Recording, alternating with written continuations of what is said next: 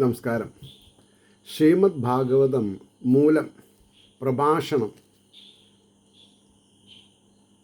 ഭാഗം 52. ഓം ഗം ഗണപതയേ നമഃ. ഓം സം സരസ്വത്യൈ സ്വാഹ. ഓം ശ്രീ ഗുരുഭ്യോ നമഃ. ഓം ശ്രീ രംഗനാഥ ശർമ്മണേ നമഃ. നാരായണ നാരായണ നാരായണ നാരായണ നാരായണ നാരായണ നാരായണ നാരായണ നാരായണ നാരായണ നാരായണ. ഓം ശ്രീകൃഷ്ണാർപ്പണമസ്തു. ഓം ശ്രീകൃഷ്ണായ പരബ്രഹ്മണേ നമഃ. ഓം ശ്രീകൃഷ്ണായ പരമാത്മനേ നമഃ. ഹരേ രാമ രാമ രാമ ഹരേ ഹരേ. ഹരേ കൃഷ്ണ കൃഷ്ണ കൃഷ്ണ ഹരേ ഹരേ. ശ്രീമദ് ഭാഗവതം മൂലം പ്രഭാഷണം ഭാഗവത മാഹാത്മ്യം അധ്യായം 6 ശ്ലോകം 83 പറയേണ്ടത്. അപ്പോൾ ഇതിൻ്റെ മുമ്പത്തെ എപ്പിസോഡിൽ 82ാമത്തെ ശ്ലോകം പറയുണ്ടായി. ദൃഷ്ട്വാ സദസ്യ പരമോരു തേജസം സദ്യസമുദ്ധായ ദദുർമഹാസനം പ്രീത്യാസുരർഷിസ്തം അഭൂജയത് സുഖം സ്ഥിതോ അവദത് സംശൃണുതാം അമലാം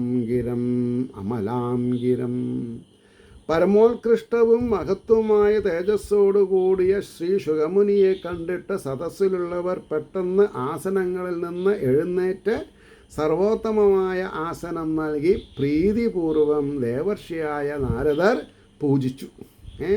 സുഖമാകും വണ്ണം അതിന്മേൽ ഇരുന്ന ശുഗമുനി അവരോട് പറഞ്ഞ പരിശുദ്ധമായ വാക്കിനെ നിങ്ങൾ കേൾക്കുവിൻ. ഇതാണ് സൂതൻ ആരോട് പറഞ്ഞത്? ശൗനകാദികളോട് പറഞ്ഞത്. ശ്ലോകം 83. നിഗമകൽപതരോർഗളിതം ഫലം. തേനൂറുന്ന ശ്ലോകങ്ങളാണ്. നിഗമകൽപതരോർഗളിതം ഫലം ശുഖമുഖാധമൃതദ്രവ സംയുതം പിബത ഭാഗവതം രസമാലയം മുഹുരഹോ രസികാ ഭുവി ബാബുകാഹ. എത്ര വർണ്ണിച്ചാലും മതിയാവില്ല. ഇനി ഇവിടുന്ന് അങ്ങോട്ട് എടുത്താ പൊന്തില്ല കേട്ടോ. ശുഗമുനിയാണ് സംസാരിക്കുന്നത്. നിഗമകൽപതരോർഗളിതം ഫലം ശുഖമുഖാദമൃതദ്രവ സംയുതം ബിബത ഭാഗവതം രസമാലയം മുഹുരഹോ രസികാ ഭുവി ബാബുകാഹ. ശുഗമുനി ശ്രീ ശുഗർ അരുളി ചെയ്തു എന്നാണ്. വേദമാകുന്ന കൽപ്പവൃക്ഷത്തിൽ നിന്ന് വേദമാകുന്ന കൽപ്പവൃക്ഷത്തിൽ നിന്ന് പുറപ്പെട്ട് ശ്രീ ശുഗമുഖത്തിങ്കൽ നിന്നൊഴുകിയതും അമൃതദ്രവത്തോട് ചേർന്നതും മോക്ഷത്തെ ദാനം ചെയ്യുന്നതും കളയത്തക്ക അംശമൊന്നുമില്ലാത്തത് കൊണ്ട് ഒന്നും കല്ലും മണ്ണൊന്നും വേർപ്പെടുത്താനില്ല അതിൽ. കളയത്തക്ക അംശമൊന്നുമില്ലാത്തതുകൊണ്ടും രസം തന്നെ സ്വരൂപത്തെ ധരിച്ചതുമായ രസം. ഇപ്പോൾ നോക്കൂ, കരിമ്പിൻ രസം കുടിക്കണതും കരിമ്പിൻ തണ്ട് കടിച്ച രസം കുടിക്കണം കൂടി വ്യത്യാസമില്ലേ? കരിമ്പിൻ രസം ഗ്ലാസ്സിലാക്കി കുടിക്കുമ്പോൾ ഉണ്ടാവുന്ന ഒരു വൈബ്രേഷൻ, അതാണ് ഇവിടെ പറഞ്ഞത്. രസം തന്നെ സ്വരൂപത്തെ ധരിച്ചതുമായ ഭാഗവതത്തെ ഹേ ഭൂമിയിൽ പരമഭാഗ്യവാന്മാരായ രസികന്മാരെ. നമ്മളൊക്കെ ആരാ? രസികന്മാരെന്നാണ് പറഞ്ഞത്. രസികത്വം നമ്മളിൽ ഉണ്ടാവണം. രസികന്മാരെ, നിങ്ങൾ മോക്ഷം പ്രാപിക്കുന്നത് വരെ പാനം ചെയ്യുവിൻ. ഭാഗവതം എത്ര കാലം കേൾക്കണം? സ്ഥിരോത്സാഹം ഉണ്ടാവണം. ഭാഗവതം കേൾക്കാൻ സ്ഥിരം ഉത്സാഹം വേണം. പിന്നെയോ മോക്ഷം പ്രാപിക്കുന്നത് വരെ. എന്താ ഈ മോക്ഷം എന്ന് പറഞ്ഞാൽ? വളരെ നമുക്ക് 2 കൈ തന്നിട്ടുണ്ട് ഭഗവാൻ. ഒരു കയ്യിൽ മണ്ണും കട്ടിയും ഒരു കയ്യിൽ സ്വർണ്ണക്കട്ടയാണ് വിചാരിക്കുക. രണ്ടിനോടും അഭിരുചി പാടില്ല. മണ്ണും കട്ടയോടും അഭിരുചി പാടില്ല, തങ്കക്കട്ടോടും പാടില്ല. എന്താ അങ്ങനെ പറയാൻ കാരണം? ഇത് രണ്ടും കഴിക്കാൻ പറ്റുമോ? മണ്ണും തിന്നാൻ പറ്റില്ല, സ്വർണം തിന്നാൻ പറ്റില്ല. അങ്ങനെയുള്ളൊരു വൈരാഗ്യം നമ്മൾക്ക് വന്നാൽ നമുക്ക് ആലോചിക്കാം നമ്മൾ മോക്ഷപ്രാപ്തിയായി എന്നുള്ളത്. What may come I will face it. കാരണം എൻ്റെ ഉള്ളിൽ ആരുണ്ട്? സമർത്ഥനായ ഭഗവാനുണ്ട്. അർജുനൻ്റെ സാരഥിയായി മഹാഭാരത യുദ്ധം ജയിപ്പിച്ച ആ കൃഷ്ണൻ എൻ്റെ ഉള്ളിലുണ്ട് എന്നുള്ളൊരു ധാരണ വേണം. അപ്പോൾ വേദമാകുന്ന കൽപ്പവൃക്ഷത്തിൽ നിന്ന് പുറപ്പെട്ട് ശ്രീ ശുഖമുഖത്തിൽ നിന്നൊഴുകിയതും അമൃതദ്രവത്തോട് ചേർന്നതും മോക്ഷത്തെ ദാനം ചെയ്യുന്നതും കളയത്തക്ക അംശമൊന്നുമില്ലാത്തതുകൊണ്ട് രസം തന്നെ സ്വരൂപത്തെ ധരിച്ചതുമായ ഭാഗവതത്തെ ഹേ ഭൂമിയിൽ പരമഭാഗ്യവാന്മാരായ രസികന്മാരെ. ഭാഗവതമുള്ളവരൊക്കെ, ഭാഗവതം കേൾക്കണവരെ, ഭാഗവതം പറഞ്ഞവരൊക്കെ ആരൊക്കെയാ? പരമഭാഗ്യവാന്മാരായ രസികന്മാരെ, നിങ്ങൾ മോക്ഷം പ്രാപിക്കുന്നത് വരെ പാനം ചെയ്യുവിൻ. ഞാൻ ഒരു നടന്ന കാര്യം പറയാം. 2002 കാലയളവിൽ എൻ്റെ 3ാമത്തെ സപ്താഹം നടക്കുമ്പോൾ യാദൃച്ഛികമായിട്ട് ബോംബെ നാരായൺജി എന്ന് ഇപ്പോൾ അറിയപ്പെടുന്ന നാരായണൻകുട്ടി, ഇപ്പോഴത്തെ മുടി ചൂടാമന്നനായിരിക്കുന്ന ഉദിത് ചൈതന്യനെ ബോംബെയിൽ ഈ ബോംബെ നാരായൺജിയാണ് മാർക്കറ്റ് ചെയ്തത്. അങ്ങനെ അവർ എൻ്റെ സപ്താഹ യജ്ഞവേദിയിൽ വന്നു. എന്നിട്ട് നാരായണൻകുട്ടീനെ എനിക്ക് പരിചയമുണ്ട്.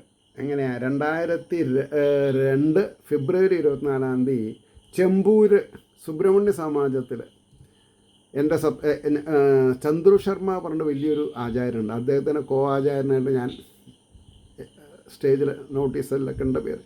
അന്നാണ് ബോംബെ നാരായൺജിനെ പരിചയപ്പെട്ടിട്ടുള്ളത്. അപ്പോൾ ആ ഒരു സ്ഥായി ആയിട്ടുള്ള സ്നേഹം മനസ്സിൽ വെച്ചിട്ടാണ് അദ്ദേഹം എൻ്റെ അടുത്തേക്ക് ഈ ഇന്ന് ലോകം നിറഞ്ഞു നിൽക്കുന്ന ഉദിത് ചൈതന്യനെ കൊണ്ടുവന്നത്. അങ്ങനെ ഞങ്ങൾ അദ്ദേഹത്തിന് 1.25 മണിക്കൂർ പ്രഭാഷണം ചെയ്യാൻ സന്ദർഭം കൊടുത്തു. ഞാൻ കുറച്ച് റെസ്റ്റ് എടുത്തു. അത് കഴിഞ്ഞ് എൻ്റെ ഗുരുനാഥനുണ്ട്. അപ്പോൾ അദ്ദേഹം ഗുരുനാഥനെന്ന് കണ്ടാൽ തിരക്കല്ല എന്ന് പറഞ്ഞു. അപ്പോൾ ഇവിടെ വെച്ചിട്ട് സംസാരിക്കേണ്ട, നമുക്ക് അദ്ദേഹത്തിൻ്റെ വാസസ്ഥാനത്ത് പോകാൻ പറഞ്ഞ് അങ്ങനെ IIT ക്വാർട്ടേഴ്സിൻ്റെ ഉള്ളിൽ എൻ്റെ ഗുരുനാഥനെ കാണിക്കാൻ ഈ ബോംബെ നാരായൺജിനും ഈ ഉദിത് ചൈതന്യജിനും കൊണ്ടുപോയി. സംസാര മധ്യത്തിൽ ഉദിത് ചൈതന്യജി ഒരു ചോദ്യം ചോദിച്ചു എൻ്റെ ഗുരുനാഥനോട്. ചോദ്യം എന്തായിരുന്നു വെച്ചാൽ, ഭാഗവതത്തിലെ പ്രധാന ഭാഗങ്ങൾ ഏതാണ്? പറഞ്ഞാൽ തർക്കടില്ല, എനിക്ക് നോട്ട് ചെയ്യാമെന്ന് പറയും. അപ്പോൾ ഇദ്ദേഹം ചോദ്യം കേട്ടു, പക്ഷെ ഒന്നും പ്രതികരിച്ചില്ല. 1 മിനിറ്റിന്. ആ 1 മിനിറ്റിൻ്റെ വ്യാപ്തി എനിക്ക് 1 മണിക്കൂറായിട്ട് തോന്നി. ഒടുക്കം കാലം ഞാൻ എൻ്റെ മടിയിലേക്ക് കാല് വെച്ചിട്ട് അദ്ദേഹത്തിൻ്റെ കാലെടുത്ത് വെച്ച് അദ്ദേഹത്തിൻ്റെ മുട്ടും കാലിൻ്റെ താഴെ വണ്ണയുണ്ടല്ലോ, കാലിൻ്റെ മസിലുള്ള ഭാഗം, അതിങ്ങനെ തലോടി കൊടുക്കുകയാണ്. ഞാനതൊന്ന് പിടിച്ച് അമർത്തി അദ്ദേഹത്തിനെ അലർട്ട് ചെയ്യാൻ വേണ്ടിയിട്ട്. അപ്പോൾ എൻ്റെ അടുത്ത് ഇങ്ങനെ കൈകൊണ്ട് കാണിച്ചു, പ്ലീസ് വെയിറ്റ്. ആംഗ്യത്തിൻ്റെ ഭാഷ അതാ. പിന്നെ അത് പറഞ്ഞു, അങ്ങ് അപ്രധാന ഭാഗങ്ങൾ പറഞ്ഞാൽ പ്രധാന ഭാഗങ്ങൾ ഞാൻ പറയാമെന്ന് പറഞ്ഞു. സത്യം പറയട്ടെ, അതോടുകൂടി ചോദ്യോത്തരം കഴിഞ്ഞു. അതായത് ഉദിത് ചൈതന്യക്ക് മനസ്സിലായി, ഭാഗവതത്തിൽ അപ്രധാന ഭാഗങ്ങളില്ല, എല്ലാം പ്രധാനമാണ് എന്നുള്ളത്. അപ്പോൾ ഞാൻ ഈ ഒരു സന്ദർഭത്തിൽ അതിനെ സ്മരിക്കാൻ കാരണം എന്താണെന്ന് വിചാരിച്ചാൽ, ഇത് എൻ്റെ മനസ്സിൽ ഉണ്ട്. ഏത്? കളയത്തക്ക അംശമൊന്നുമില്ല അതിൽ. അതുകൊണ്ടാണ് ഞാൻ അടിച്ചടിച്ച് പറയണത്. എന്താ? ഒരു യജ്ഞവേദിയിൽ ഈ 6 അധ്യായത്തിൻ്റെ അർത്ഥം ശരിക്കും പറയണം. കളയത്തക്കതായിട്ട് അംശമൊന്നുമില്ല ഇതിൽ. പിന്നെ ആരാണ് ഇപ്പോഴത്തെ ആചാര്യന്മാർക്ക് ഭാഗവത മഹാത്മ്യം വായിക്കണ്ടെന്നും കഥ പറയണ്ടെന്നും തീരുമാനിച്ചത്? അവിടെയല്ലേ വഞ്ചന? ഒരു പരസ്യമായിട്ട് പബ്ലിക്കിനെ വഞ്ചിക്കുന്ന കൂടുതലാണത്. സ്വയം ഇനി പബ്ലിക്കിൻ്റെ കാര്യം അവിടെ നിൽക്കട്ടെ, സ്വയം വഞ്ചിക്കപ്പെടുകയാണ്. നമ്മുടെ മനസ്സാക്ഷിയെ നമ്മൾ വഞ്ചിക്കുക ചെയ്യണത്. അത് പാടില്ല. With due respect to all professional ആചാര്യാസ്. ഞാൻ പാദ നമസ്കാരം ചെയ്യണം ഓരോരുത്തരേനും. എനിക്ക് സുഖമാണ്. എനിക്ക് പാദ നമസ്കാരം ചെയ്യാനും സുഖമാണ്. നിങ്ങൾ ഓരോരുത്തരെയും ഞാൻ എണ്ണി നമസ്കരിക്കണം. പ്ലീസ് ഒബ്സർവ് മിനിമം ഗ്യാരണ്ടി ഭാഗവതത്തിൻ്റെ. എന്താ? കളയത്തക്ക അംശമൊന്നുമില്ല എന്നുള്ളത് മനസ്സിലാക്കി. അപ്പോൾ ഭക്തന്മാർ ഇത് മനസ്സിലാക്കണം. അപ്പോഴാണ് ആചാര്യന്മാർക്ക് അലർട്ട്നെസ് ഉണ്ടാവുള്ളൂ.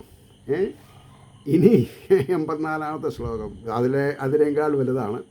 ധർമ്മപ്രോജിത കൈതവോ അത്ര പരമോ നിർമ്മത്സരാണാം സദാം വേദ്യം വാസ്തവമത്ര വസ്തു ശിവദം താപത്രയോന്മൂലനം ശ്രീമദ്ഭാഗവതേ മഹാമുനികൃതേ കിം വാ പരൈരീശ്വരഃ സദ്യോ ഹൃദ്യവരുദ്ധ്യതേ അത്ര ഹൃദിഭിः ശുശ്രൂഷിഭിക്ഷണാത്.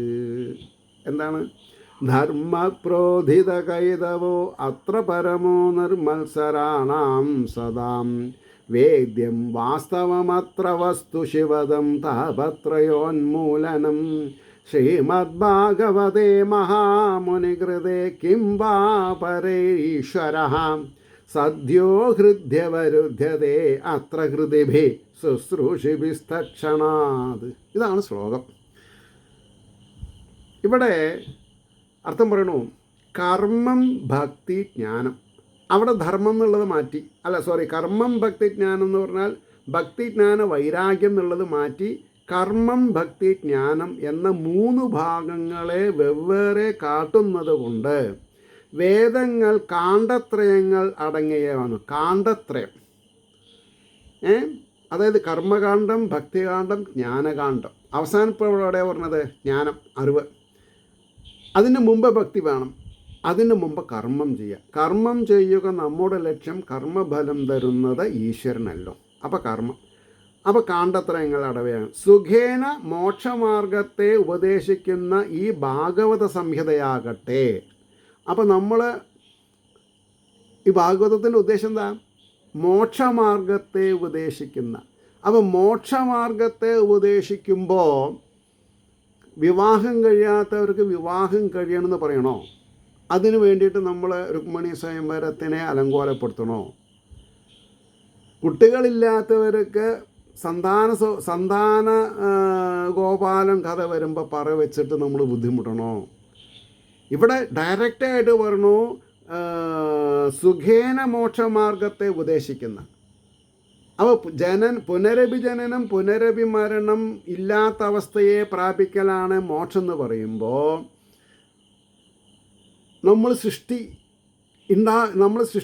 നമ്മളാണല്ലോ സൃഷ്ടിക്കണത് കുട്ടീനെ. അപ്പോൾ അത് ആ കുട്ടി സൗകുമാര്യമുള്ളതാവുമോ ഇല്ലേന്ന് നമുക്ക് പ്രഡിക്റ്റ് ചെയ്യാൻ പറ്റുമോ? അപ്പോൾ ആത്മദേവൻ്റെ ജീവിതകഥ നമ്മൾ പഠിച്ചു. ദുന്ദുകാരി ചെയ്ത അനർത്ഥഫലങ്ങൾ, ദുന്ദുലി ചെയ്ത അനർത്ഥകാര്യങ്ങൾ ദുന്ദുകാരി അല്ലേ?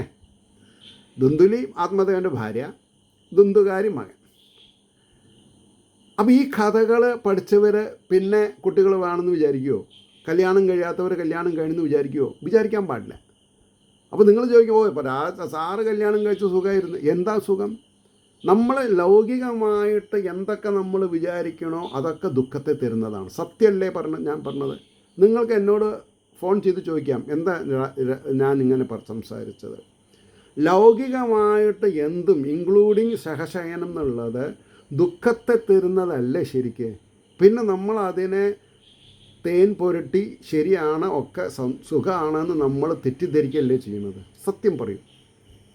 ഇവിടെ ഇതൊരു സഭയാണ്, വേദസഭയാണിത്, ദേവസഭയാണിത്. ഇവിടെ പ്ലെയിൻ ടോക്കാണ്. ഇവിടെ അസഭ്യമില്ല. അസഭ്യം ഉണ്ടെന്ന് തോന്നുന്നത് മനസ്സിൻ്റെ പൊരുത്തക്കേടാണ്. എനിക്ക് അസഭ്യമായിട്ട് തോന്നുന്നില്ല. അപ്പോൾ ഇവിടെ മോക്ഷമാർഗത്തെ ഉപദേശിക്കുന്ന ഈ ഭാഗവത സംഹിതയാവട്ടെ കാണ്ഡത്രയങ്ങൾ അടങ്ങിയ വേദങ്ങളെക്കാൾ ശ്രേഷ്ഠമാണെന്ന് കാണിക്കുന്നു. വേദങ്ങളെക്കാൾ മീതെയാണ് ഭാഗവതം എന്നുള്ളത് ഏതെങ്കിലും ഒരു സപ്താഹവേദിയിൽ നിങ്ങൾ കേട്ടിട്ടുണ്ടോ? നിങ്ങളൊക്കെ എൻ്റെ സഹോദരന്മാരാണ്. നിങ്ങൾക്ക് എന്നോട് തുറന്ന് സംവാദം ചെയ്യാം. വേദങ്ങളെക്കാൾ പ്രധാനമർഹിക്കുന്നതാണ് പുരാണം എന്ന് ഉള്ള ഘോഷം നമ്മൾ മനസ്സിലാക്കിയിട്ടില്ലല്ലോ. പിന്നെ നമ്മൾ പരിതപിച്ചിട്ട് എന്താ കാരണം? അപ്പോൾ മാത്സര്യാദി ദോഷവൃത്തികൾ നിശേഷം നഹിച്ചിരിക്കുന്ന സജ്ജനങ്ങൾ എന്ന് പറഞ്ഞാൽ ആരാ? മാത്സര്യം ഇല്ലാത്തവർ. ആരോടും അവർക്ക് കടപിടിക്കേണ്ട ആവശ്യമില്ല. മത്സരബുദ്ധി ഇല്ലാതെ കണ്ട് ദോഷവൃത്തികൾ നിശേഷം നശിച്ചിരിക്കുന്ന സജ്ജനങ്ങൾ പരമോത്കൃഷ്ടത്വേന സ്വീകരിച്ചിരിക്കുന്ന സത്യധർമ്മസ്വരൂപത്തെ. ഭാഗവത് എന്താ? സത്യധർമ്മസ്വരൂപം. ഇന്നലെയായിട്ട് ഞാൻ വാട്സപ്പിൽ കണ്ടു, മഹാഭാരതത്തിനെ നിന്ദിച്ചും കൊണ്ട് ഒരാൾ എഴുതിയിട്ടുണ്ട്. എനിക്ക് ചിരി വന്നു. മഹാഭാരതം ശരിക്കും വായിച്ച് പഠിക്കാതെ കണ്ട് 1.25 ലക്ഷം ശ്ലോകങ്ങളാണ്. അത് വായിച്ച് പഠിക്കാതെ കണ്ട് അതിനെ തുറന്നു നോക്കാതെ കണ്ട് എങ്ങനെ ഒരാൾ അഭിപ്രായം പറയാം? ഇനി തുറന്ന് നോക്കിയിട്ട് നിങ്ങൾക്ക് നെഗറ്റിവിറ്റിയാണ് തോന്നിയെന്ന് വിചാരിച്ചാൽ അതിലത്തെ ഭാഷാ സൗകുമാര്യം നമുക്ക് മനസ്സിലായിട്ടില്ല എന്ന് വേണം പറയാൻ. അപ്പം സത്യധർമ്മസ്വരൂപത്തെ ഇതിൽ സ്പഷ്ടമാക്കിയിരിക്കുന്നു.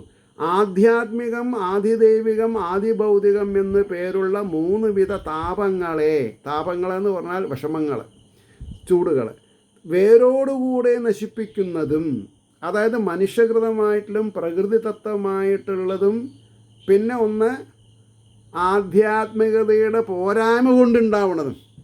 ആധ്യാത്മിക വക്താവ് എന്നുള്ള നിലയ്ക്ക് എനിക്ക് എന്തെല്ലാം ദുർഘടങ്ങൾ വന്നാലും ഞാൻ അതിനെ പമ്പ കടത്തും. എങ്ങനെ? ഈശ്വരസ്മരണ കൊണ്ട്.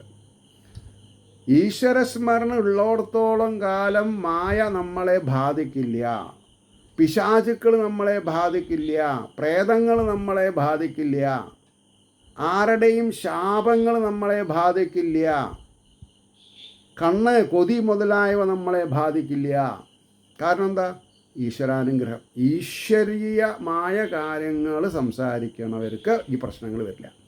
അപ്പോൾ വേരോടുകൂടെ നശിപ്പിക്കുന്നതും മനുഷ്യജന്മമെടുത്തവർ അവശ്യം അറിയേണ്ടതും.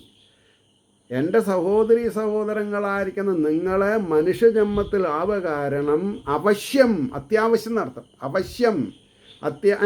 അറിയേണ്ടതും പരമകല്യാണത്തെ നൽകുന്നതുമായ. പരമകല്യാണം എന്ന് പറഞ്ഞാൽ എന്താ? പരമമായ ശുഭത്തെ, പരമമായ മംഗളത്തെ.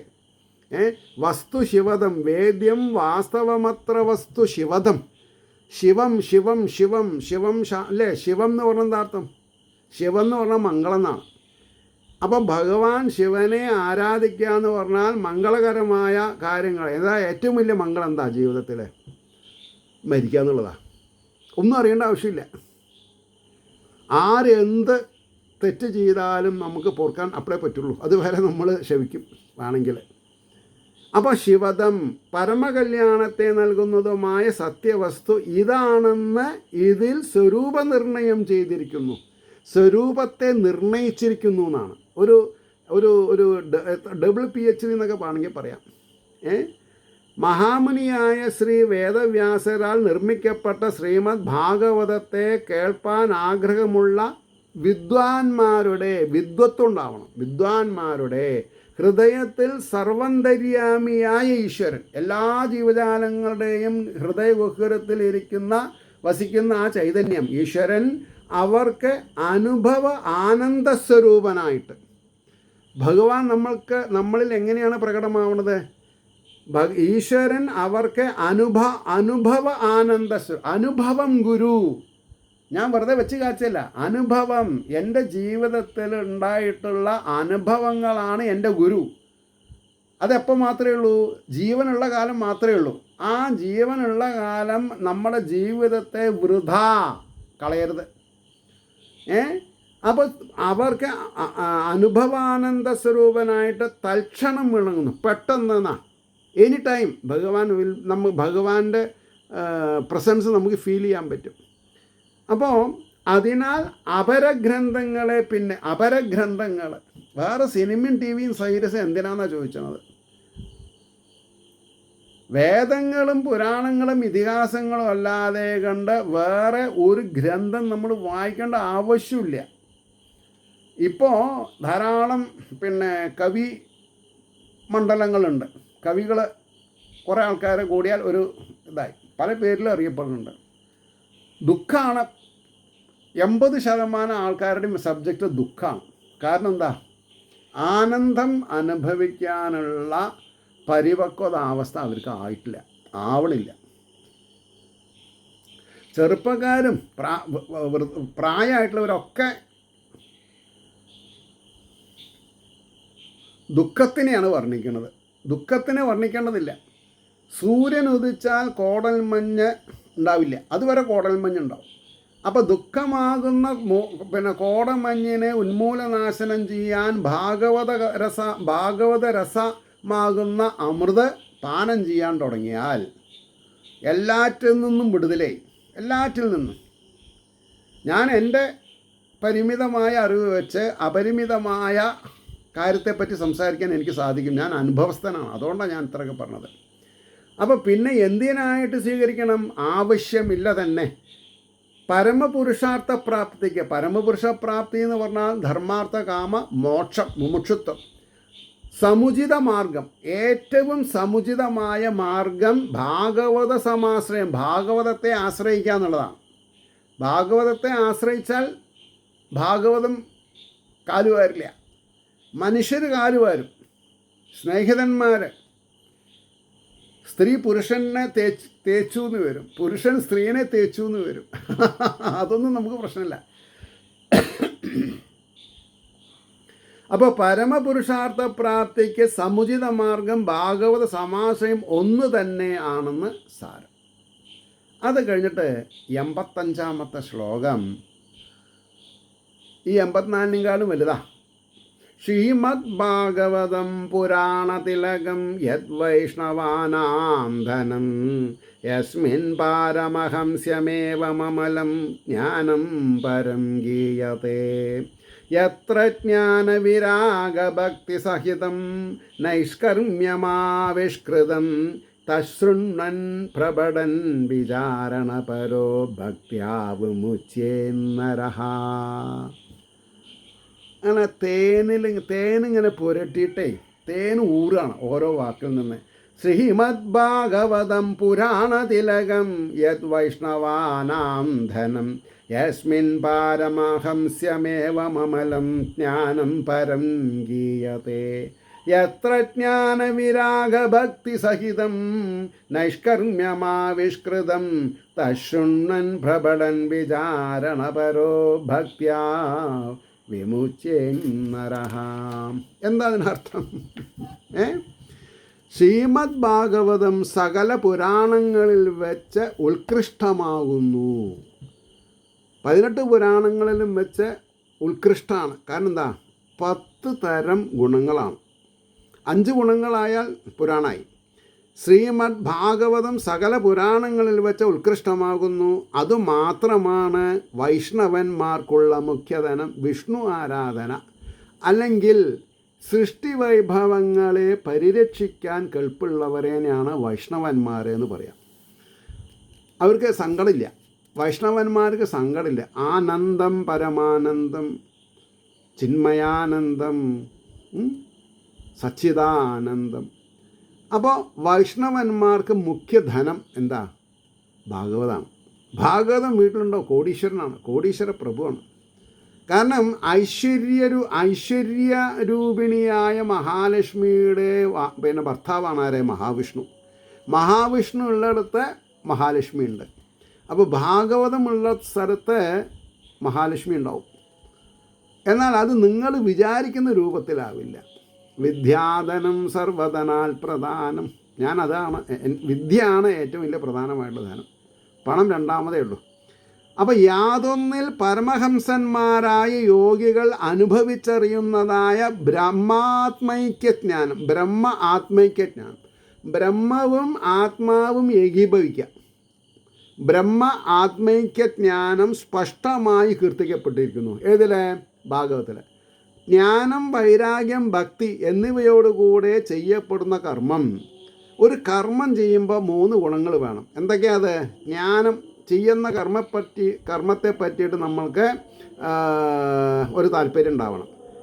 അതുകൊണ്ടാണ് ജ്ഞാനം, വൈരാഗ്യം, ഭക്തി എന്നിവയോടുകൂടെ ചെയ്യപ്പെടുന്ന കർമ്മം രണ്ടാമത് ജന്മമരണാദി സംസാര കർമ്മങ്ങളെ ജനിപ്പിക്കുകയില്ല. ഇനിയൊരു കുട്ടി വേണമെന്ന് തോന്നുന്നത് എന്തുകൊണ്ടാണ്? ആൾക്കാർക്ക് ശ്രീകൃഷ്ണനാകുന്ന ഉണ്ണി മനസ്സിൽ കളിക്കാറായിട്ടില്ല. അപ്പം നമ്മൾക്കൊരു ഉണ്ണി വേണമെന്ന് തോന്നും. ആ ഉണ്ണിക്ക് എന്തെങ്കിലും അഭംഗിയോ അല്ലെങ്കിൽ അപകടമോ ഉണ്ടെങ്കിൽ നമ്മൾ അപ്പം വിളിക്കും കൃഷ്ണ ഗുരുവായൂരപ്പാന്ന്. അതുവരെ നമ്മൾ വിളിക്കില്ല. അപ്പം അതുകൊണ്ടാണ് പറഞ്ഞത്, ജനന മരണമാകുന്ന കാലക്കേടുകളെ ഇല്ലായ്മ ചെയ്യാൻ അത്യുത്തമ ഗ്രന്ഥമാണ് ഇത് ഭാഗവതം. അപ്പോൾ സംസാരകർമ്മങ്ങൾ ജനിച്ചാലല്ലേ സംസാരകർമ്മമുള്ളൂ. പരമാർത്ഥ സംഗതിയെ ഇതിൽ പ്രകാശിപ്പിച്ചിരിക്കുന്നു. അപ്രകാരം ഇരിക്കുന്ന ഭാഗവതത്തെ കേൾക്കുക, കീർത്തിക്കുക, അർത്ഥവിചാരം ചെയ്യുക. ഇതാ ഇപ്പം നമ്മളെന്താ ചെയ്യുന്നത്? അർത്ഥവിചാരം ചെയ്യാണ്. അതിന് ഒരു സൗകര്യം തന്ന എൻ്റെ എന്താണെന്നാ പറയുക, എൻ്റെ ജാതകം എഴുതിയിട്ടുള്ള ഗുരുനാഥൻ്റെ കുട്ടപ്പ പണിക്കർ, പള്ളിപ്പുറം കളരിക്കൽ കുട്ടപ്പ പണിക്കരുടെ 3ാമത്തെ മരുമകളാണ് കാരണം. ആ കുട്ടിക്ക് ഞാൻ ഒരു പാദ നമസ്കാരം ചെയ്യാം. കാരണം എന്താ, എന്നെ എൻ്റെ ഒരു സഹോദരി പോലെ ഒരു ഉറ്റ സ്നേഹിത എന്നുള്ള നിലയ്ക്ക് എന്നെ നിർബന്ധ ബുദ്ധി കൊണ്ട് തുടക്കം കുറിച്ച ഒരു സബ്ജക്റ്റാണത്. ഞാനിങ്ങനെ ഒതുങ്ങി നിൽക്കുക. കാരണം കേരള ഭാഷാ വാസന എന്നുള്ളതാണ് എൻ്റെ സ്റ്റേജിൻ്റെ പേര്.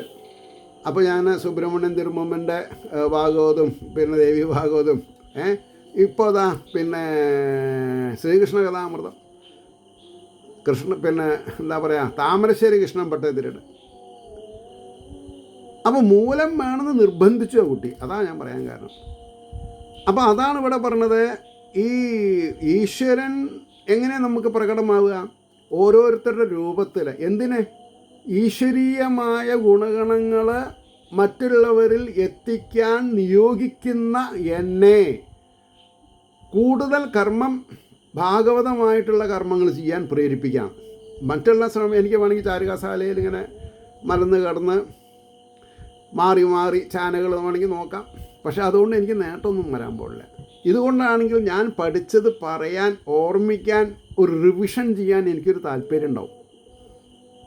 അതുകൊണ്ടാണ് പറഞ്ഞത് അർത്ഥവിചാരം ചെയ്യുക. That is my fort. ചെയ്യുക എന്നവയിൽ തന്നെ മനസ്സിരുത്തുന്ന പുരുഷന് നിർമ്മലമായ ഭഗവത് ഭക്തിയും തദ്വാര മോക്ഷവും ലഭിക്കും നിശ്ചയം.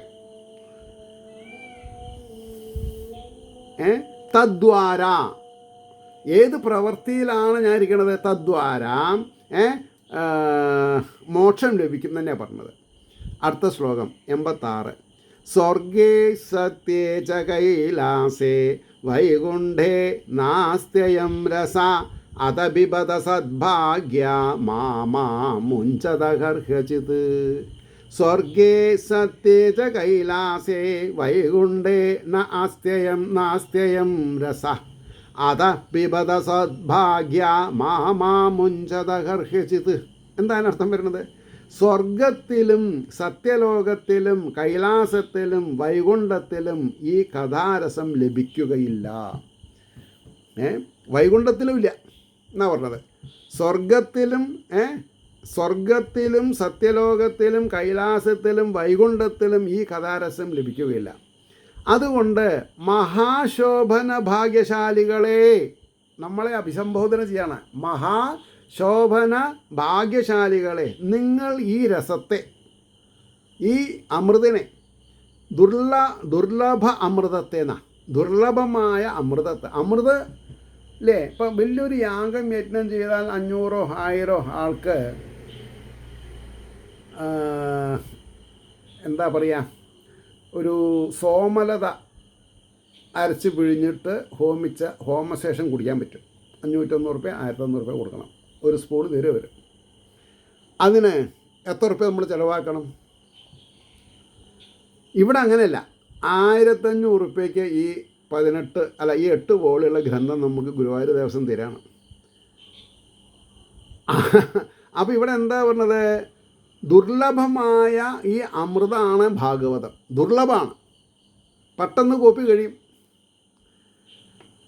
അതുകൊണ്ടാണ് പറഞ്ഞത് ഈ ദുർലഭമായ അമൃതത്തെ പാനം ചെയ്യുവാൻ ഒരു കാലത്തും ഉപേക്ഷിക്കാതിരിക്കുക. പ്രായമായാലും ഇതിനെ വിടരുത്.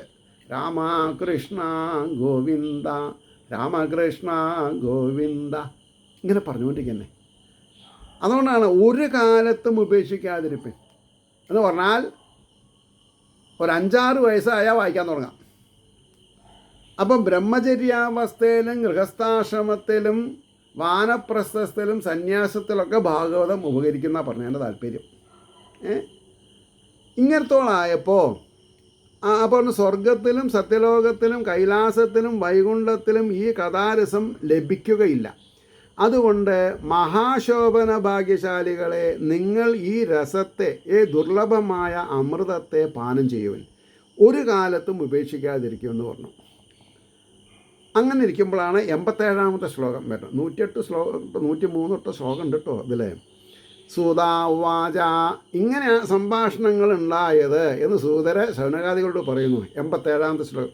ഏവം ബ്രുവാണേ സതിബാദരായണോ മധ്യേ സഭായാം ഹരിരാവിരാസീത് പ്രഹ്ലാദവല്യു ബലി ഉദ്ധവ ഫാൽഗുനാധിഭിർ വൃത സുരർഷേ സ്തം അഭൂജയശ്ചതാൻ.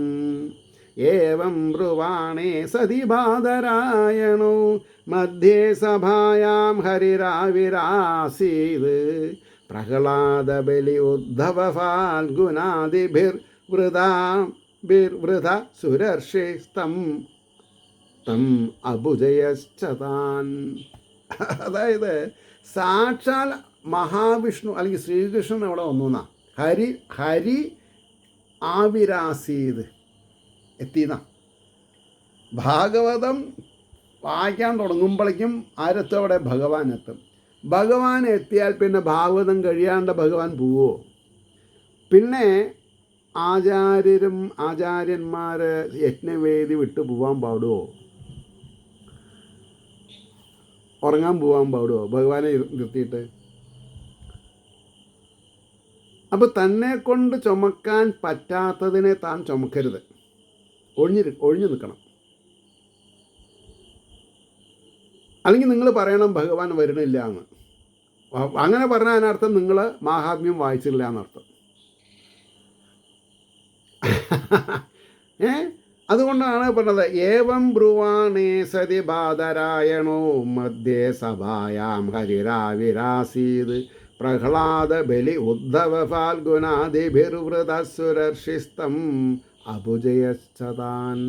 സൂതൻ എന്താ പറഞ്ഞത്?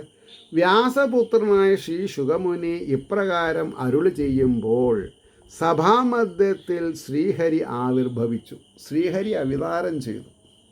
ശ്രീഹരി ആവിർഭവിച്ചു. കൂടെ ആരൊക്കെയാ? പ്രഹ്ലാദൻ. ഒരു മിനിറ്റ്, പ്രഹ്ലാദൻ ആരാ? പ്രഹ്ലാദൻ ബ്രാഹ്മണനല്ല, അസുരകുല ബാലകനാണ്. അസുരകുല ബാലകനായിട്ടും പ്രഹ്ലാദന് എന്തുണ്ടായി എന്നാണ് പറഞ്ഞത്? ഭഗവാൻ സംരക്ഷിച്ചു ഇല്ലേ? ഇനി മഹാബലി വാമനാവതാരം അല്ലേ? ഈ ബലി സത്യത്തിൽ ഏത് കുലത്തിലത്തെയാ?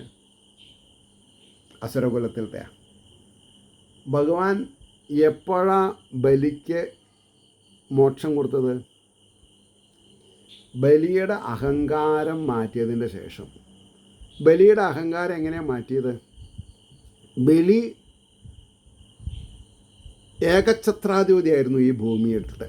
ഭൂമിയിലത്തെ അല്ല, സ്വർഗത്തിലത്തെ ഒക്കെ അടക്കി വാഴുമായിരുന്നു. എല്ലാം 2 അടി കൊണ്ട് അളന്നു വാങ്ങി. 3ാമത്തത് അഹങ്കാരം ഉണ്ടായേക്കാവുന്ന ശിരസിൽ കാല് വെച്ച് അനുഗ്രഹിച്ചു ഭഗവാൻ.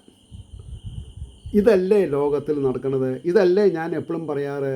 ഭഗവാനെ പ്രാപിക്കണമെങ്കിൽ ഭഗവാൻ നമ്മളെ ഉറ്റവരിൽ നിന്നും ഉടയവരിൽ നിന്നും ധനാഗമത്തിൽ നിന്നും ഹരിക്കും, നമ്മളെ ഇട്ട് വരട്ടും. അപ്പോൾ 5 കള്ളിയിലും മുട്ടി കൃഷ്ണ വിളിച്ചാൽ ഭഗവാൻ വിളി കേൾക്കും, ഇല്ലെങ്കിൽ ഭഗവാൻ വിളി കേൾക്കില്ല. നോക്കൂ, ഒരു സത്യം. അംബാനിയുടെ മകൻ്റെ കല്യാണം നമ്മൾ കണ്ടു. അദ്ദേഹത്തിൻ്റെ വെയിറ്റ് എന്താ മകൻ്റെ? സത്യം. ഇപ്പോൾ 57 കോടി രൂപയായിട്ടാണ് ഗുരുവായൂരിലെ ഒരു സൂപ്പർ സ്പെഷ്യാലിറ്റി ഹോസ്പിറ്റൽ ഉണ്ടാക്കാൻ അംബാനി കൊടുക്കുന്നത്. അപ്പോൾ എന്തുകൊണ്ടാണ് ആ കുട്ടിയുടെ ആരോഗ്യം ഇങ്ങനെ പൊണ്ണത്തടിയായത്? അത് മാറ്റാൻ എന്താ അംബാനിയുടെ കാശില്ലാഞ്ഞിട്ടാണോ? നിങ്ങൾ എപ്പോഴെങ്കിലും നിങ്ങളുടെ ബുദ്ധി, ഇൻ്റലിജൻസ് നിങ്ങൾ വർക്കൗട്ട് ചെയ്തിട്ടുണ്ടോ? ഇല്ല. അപ്പോൾ ഇവിടെ ഭഗവാൻ സമ്പന്നൻ്റെ കൂടെ ആണെന്ന് നിങ്ങൾ വിചാരിച്ചാൽ തെറ്റുപറ്റി.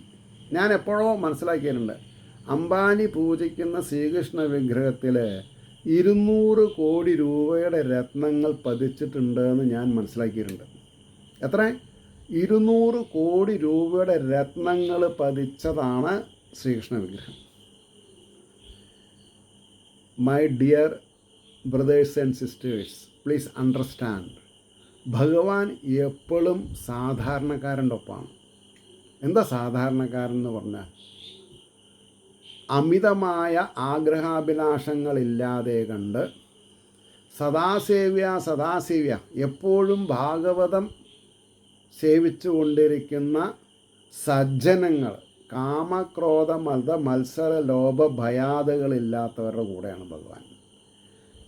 അപ്പോൾ ഈ പ്രഹ്ലാദനാവട്ടെ, മഹാബലി ആവട്ടെ, എല്ലാം പിടിച്ചു പറിച്ചതിൻ്റെ ശേഷം ഭഗവാൻ നല്ലൊരു മാർഗം തരുള്ളൂ. ഞാൻ എൻ്റെ കാര്യമാണ് പറഞ്ഞത്. ഞാൻ എപ്പോഴും പറഞ്ഞിട്ടുണ്ട് നിങ്ങളുടെ അടുത്ത്, 3.5 ലക്ഷം 99 5.5 ലക്ഷം ഞാൻ അടച്ചു. അപ്പോൾ 2 ലക്ഷം പോയി. എൻ്റെ 7 ലക്ഷത്തിന് ഒരു പോളിസി എടുത്തു, 65,000 പോയി. പിന്നെ 12 ലക്ഷം ഞാൻ അടച്ചത്. അപ്പോൾ 5,65,000 ഉറുപ്പ്യാണ് എനിക്ക് നഷ്ടം. അപ്പോൾ എല്ലാം കൂടി എത്രയായി? ഒരു സാധാരണക്കാരൻ ഒരു 10 ലക്ഷം രൂപ 72 വയസ്സിൽ നഷ്ടം വരാമെന്ന് പറയാത്ത സ്ഥിതി എന്താ? എൻ്റെ ബാങ്ക് ബാലൻസ് 0 ആണ്. പക്ഷേ I am least worried, not at all worried. ഞാൻ വളരെ നല്ല സൗകുമാരമുള്ള വീട്ടിൽ തന്നെയാണ് താമസിക്കുന്നത്. 3 ബെഡ്റൂമുണ്ട്, 2 റൂമിൽ AC ഉണ്ട്. എനിക്കല്ല, ഞാനും മിസ്സീസും AC ഇല്ലാത്ത റൂമിലാണ് കിടക്കുന്നത്. കാരണം AC-യുടെ ആവശ്യമില്ല. ഞാനൊരു ഭാഗവതാചാര്യനാണ്. എനിക്ക് സുഖദുഃഖങ്ങളാകുന്ന അല്ലെങ്കിൽ ശീതോഷ്ണങ്ങളാകുന്ന സുഖദുഃഖങ്ങളെ വരുതിയിൽ നിർത്താൻ പഠിച്ചിട്ടാണ് ഞാൻ നിങ്ങളുടെ മുമ്പിൽ പ്രഭാഷണം ചെയ്യുന്നത്. അതുകൊണ്ടാണ് നിങ്ങൾ ഏത് പ്രായക്കാരാണെങ്കിലും എന്നോട് സംവാദം ചെയ്തോളൂ, ഞാൻ ഉത്തരം പറഞ്ഞുതരാം. നിങ്ങൾക്ക് എന്നെ ഭയപ്പെടേണ്ട ആവശ്യമില്ല. അപ്പം പറഞ്ഞു വന്നതിൻ്റെ താല്പര്യം എന്താ? വ്യാസപുത്രനായ ശ്രീ ശുഗമുനി ഇപ്രകാരം അരുളി ചെയ്യുമ്പോൾ സഭാമധ്യത്തിൽ ശ്രീഹരി ആവിർഭവിച്ചു. പ്രഹ്ലാദൻ, മഹാബലി, ഉദ്ധവർ, അർജുനൻ മുതലായ ഭക്തോത്തമന്മാരും ഭഗവാനോട് കൂടെ ഉണ്ടായിരുന്നു. ദേവർഷിയായ ശ്രീ നാരദൻ ഭഗവാനെയും അനുചരന്മാരെയും പൂജിച്ചു. അപ്പോൾ ഒരു സപ്താഹവേദിയിൽ ആരൊക്കെ ഉണ്ടാവും? ശ്രീഹരി ഉണ്ടാവും, പ്രഹ്ലാദൻ ഉണ്ടാവും, ധ്രുവൻ ഉണ്ടാവും, മഹാബലി ഉണ്ടാവും, ഉദ്ധവര്, അർജുനൻ മുതലായിട്ടുള്ള വൈഷ്ണവന്മാർ മുഴുവൻ ഉണ്ടാവും. ഋഷീശ്വരന്മാർ മുഴുവൻ സൂക്ഷ്മാവസ്ഥയിലുണ്ടാവും. ഇത് മനസ്സിലാക്കണം നമ്മൾ. ഇത് മനസ്സിലാക്കാതെ കണ്ട് കുട്ടികളെ തരാൻ കഴിയും, അല്ലെങ്കിൽ കല്യാണം കഴിയാൻ സാധിക്കും, വീട് വയ്ക്കാൻ കഴിയും, ഓടി കാറ് വാങ്ങാൻ കഴിയും എന്ന് ഉള്ള അമിതമായ ആഗ്രഹത്തോടെ നിങ്ങൾ ഇതിനെ ഭജിച്ചിട്ട് കാര്യമില്ല. ഇതൊക്കെ ഉണ്ടാവുന്നത് കർമ്മകുശലത കൊണ്ടാണ്. ആ കർമ്മകുശലതയുടെ, കോടീശ്വരനാവായി തീരാനുള്ള കർമ്മകുശലതയുടെ 10-1 മതി മനസ്സ് തുറന്ന് സമ്പാദം ചെയ്യാനും കൽമഷങ്ങളെ മനസ്സിൽ നിന്ന് കെട്ടി ഭാണ്ഡമാക്കി പുറത്തെറിയാനും ഭക്തിജ്ഞാന വൈരാഗ്യങ്ങളെ വളർത്താനും സഹജീവികളോട് മര്യാദാ പുരുഷോത്തമനെ കാണാനും, സഹജീവികളിൽ മര്യാദാ പുരുഷോത്തമനായിരിക്കുന്ന ചൈതന്യത്തിനെ കാണാനും, കടപ്പാടുകളിൽ നിന്നും കടമകളിൽ നിന്നും പിന്മാറാതെ കണ്ട് ജീവിത സന്ധാരണം ചെയ്യുന്ന ഏവർക്കും ശാന്തിയും സമാധാനവും ധർമാർത്ഥ കാമ മോക്ഷവും ഉണ്ടാവുമെന്ന് തീർച്ചയായിട്ടും പറയാം. അതുകൊണ്ടാണ് ഞാൻ ഇത്രയും വിനീതമായിട്ട് നിങ്ങളോട് സംസാരിക്കുന്നത്. അടുത്ത ശ്ലോകം 88 എന്താണ്? ദൃഷ്ട്വാ പ്രസന്നം മഹദാസനേ ഹരിം തേ ചക്രിരേ കീർത്തനമഗ്രതസ്തദാ ഭവോ ഭവാന്യാ കമലാസനസ്തു തത്രാഗമൽ കീർത്തനദർശനായ. ബ്രഹ്മാവ് ശിവനൊക്കെ അവിടെ എത്തിയെന്നാണ് പറഞ്ഞതേ. ദൃഷ്ട്വാ പ്രസന്നം മഹദാസനേ ഹരിം. വലിയ ഒരു സിംഹാസനത്തിൽ സാക്ഷാൽ ശ്രീഹരി ഇങ്ങനെ വന്നിരിക്കണു. തേ ചക്രിരേ കീർത്തനമഗ്രതസ്തദാം ഭവോ ഭവാന്യാ കമലാസനസ്തു തത്രാഗമൽ കീർത്തനദർശനായ. മഹത്തായ ആസനത്തിൽ ഭഗവാൻ ഇരുന്നു. പ്രസന്നനായ ഭഗവാന്റെ മുൻഭാഗത്ത് നിന്ന് പ്രഹ്ലാദാദി ഭക്തന്മാർ ഭഗവാനെ സ്തുതിക്കാൻ തുടങ്ങി. ശ്രീ ശിവൻ പാർവതീദേവിയോടുകൂടി ഭവോ ഭവാന്യാ, ഭവൻ ശിവനാണ്, ഭവാന്യാ പാർവതീദേവി, ദേവിയോടുകൂടെ ശ്രീ ശിവൻ പാർവതീദേവിയോടുകൂടെ അവിടെ ആഗമിച്ചു. ബ്രഹ്മാവും വന്നു. ഭഗവാനെ കീർത്തനം ചെയ്യുവാനും ദർശിപ്പാനുമായിട്ട് തന്നെയാണ് അവരും അവിടെ വന്നിരിക്കുന്നത്. ഭാഗവതം കേട്ടിട്ട് പുള്ളി വരും. പ്രശംസയാ. 89 കേട്ടോളൂ. പ്രഹ്ലാദസ്ഥാളധാരി തരളകളിതയാ ച ഉദ്ധവകാംസ്യധാരി വീണാധാരി സുരർഷി സ്വരകുശലതയാ രാഗകർത്താർജുനോ അഭൂത്.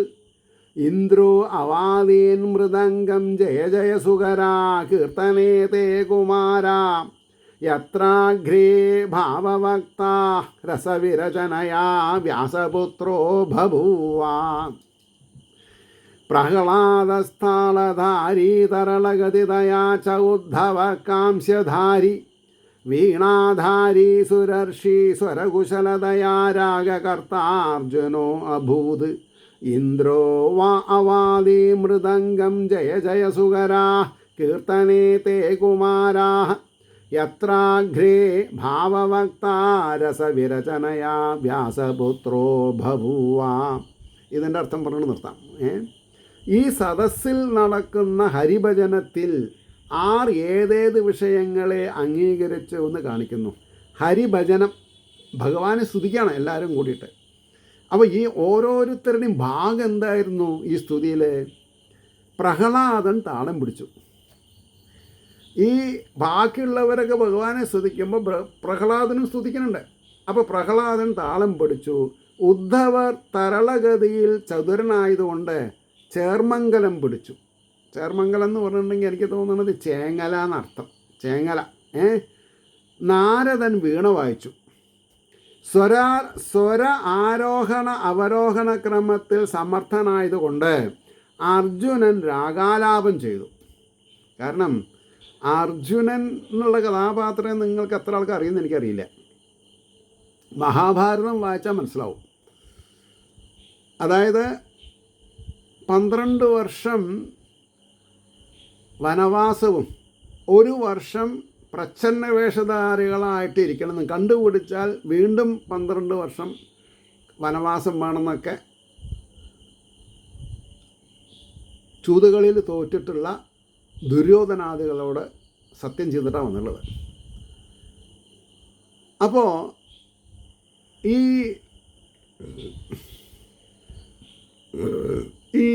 12 വർഷത്തിനിടയിൽ